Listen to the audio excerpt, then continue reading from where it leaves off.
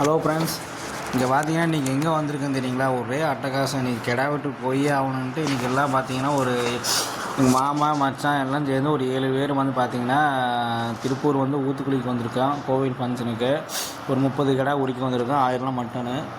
இப்போ பார்த்தீங்கன்னா பாட்டு இப்போ தான் 4 வெட்டி உடிச்சிக்கிட்டு ஜாலியாக நின்றுட்டுருக்கோம். இன்னும் கிடா வெட்டி இன்னும் கொண்டு வரல.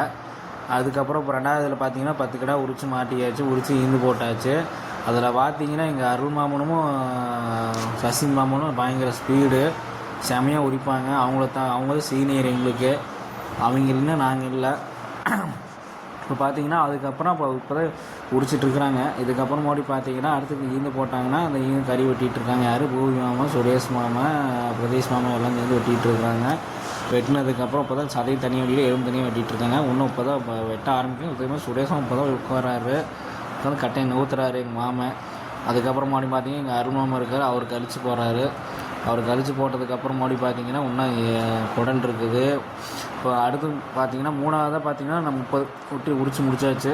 உரிச்சு முடிச்சுட்டு பார்த்தீங்கன்னா எல்லாம் தனித்தனியாக வெட்டிகிட்ருக்காங்க. இப்போ இப்போ பார்த்தீங்கன்னா எலும்பு தனியாக சத்தனையும் வெட்டிகிட்ருக்காங்க. அடுத்து தலை இருக்குது, இன்னும் குடல் இருக்குது.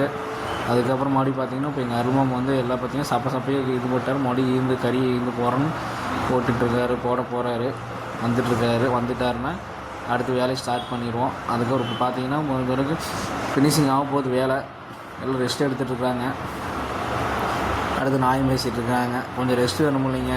ஒர்க்கு வந்து பார்த்திங்கன்னா அதிகமான வேலை. இப்போ கீந்து போட்டிருக்காரு. அவளும் முடிவு போய் திட்டிகிட்டு இருக்கிறாரு. சீக்கிரம் திட்டிகிட்ருக்காரு, வெட்டுங்களா வீட்டுக்கு போகலாம், டைம் ஆச்சுன்னு. அவ்வளோ கொஞ்சம் ரெஸ்ட் எடுத்துருக்காங்கல்ல. வெட்டி முடிக்க போகிறோம். இன்னும் ஒரு ½ அன் ஹவரில் வேலையை முடிச்சிடுவோம். ஒரு நைட்டு பார்த்திங்கன்னா நைட் 12 மணிக்கு ஸ்டார்ட் பண்ணோம்.